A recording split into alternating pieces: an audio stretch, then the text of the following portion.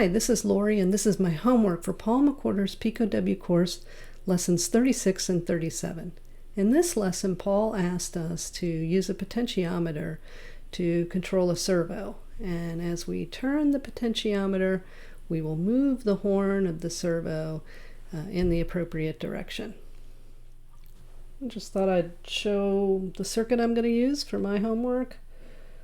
I have my potentiometer here hooked up to ground and power, and I took the 3.3 volts and took it across to make this rail 3.3 volts.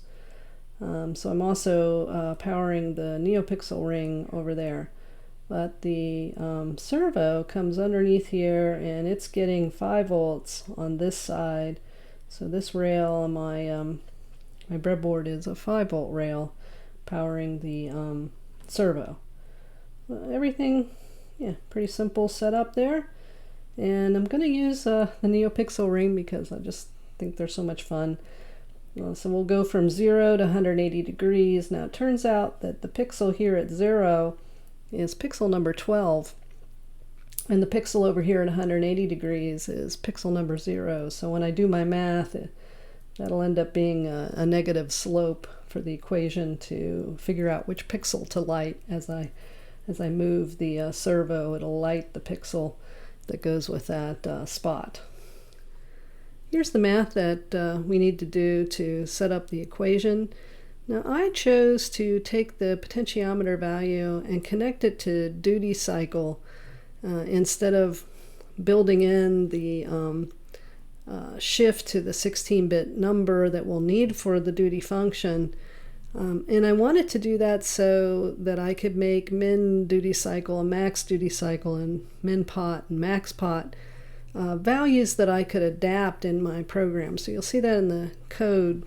You can kind of fine-tune the performance of the potentiometer and the servo that way, because they're not all, what it takes, what duty cycle it takes to get it all the way to 180 and all the way to 0 can change from servo to servo a little bit.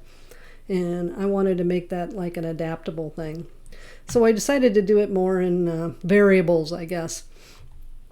So then my equation uses these 2 points rather than specific values. And I go through the math that Paul showed us how to do many times now. And I get my duty cycle in terms of pot value, and I use these variables in my code. Now I'll just go ahead and show when I get to the NeoPixel ring. I also need to turn on the correct pixel for where the servo is pointing. Again, using the min duty cycle and max duty cycle, now I'm trying to figure out what NeoPixel number to use. And so I go through the math with these two, and you can see it goes in the opposite direction. So I've got a negative slope in this one, and I go through that same math to figure out the pixel number, and I'll take an integer here just so I can just get 0 through 12 in terms of pointing at the right NeoPixel. So that's the math for that. Here's the code just to connect the potentiometer to the servo and move the horn using the potentiometer. We'll import all the needed modules and set up the servo with the 50 Hertz frequency. And here's the min and max duty cycle that I use, but this is a place where if your servo was behaving a little bit differently, you could adjust this. And then we come into the potentiometer setup. And again, the min pot and max pot. Now I found the potentiometer that I have on here kind of comes to its ultimate min around 500, give or take a little bit of noise. And then it does always get up to 65, 535. So again, another place where you can do some fine tuning to make sure everything's working the way you want it to. And then the while true loop's pretty straightforward. Just read the potentiometer. We'll do the calculation that I showed in the previous slide for the duty cycle, and then we'll go ahead and move the servo to that location, and here's where I'll scale it back to the 16-bit number, multiplying that out, and we'll sleep just a little bit, and keep going around and around. And I'll clean up with the keyboard interrupt and put it back at the 0 degree mark when we end the program. All right, let's run it. There we go. And let's see if it works. So I'm just turning it. It seems to be going all the way over and coming back. Going around. So I think we've got it connected correctly. And I'll go ahead and close out. Here's the little bit of fun I had with the NeoPixel ring. Added that in, and I have the NeoPixel driver on the Pico W, as you can see here. So that's the needed module to run the NeoPixel ring.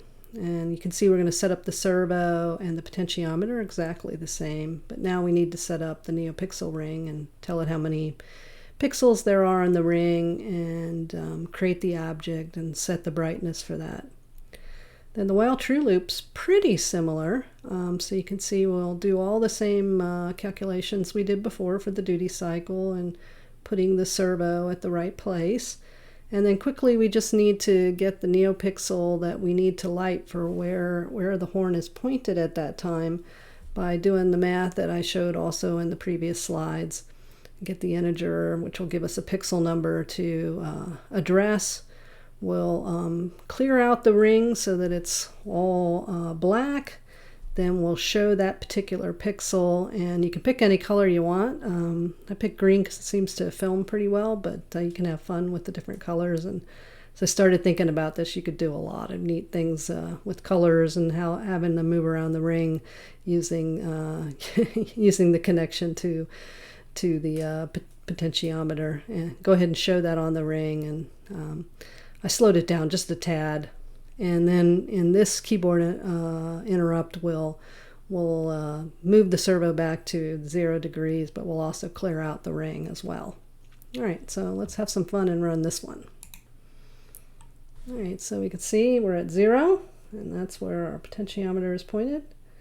And as we move, we should start to see the light going with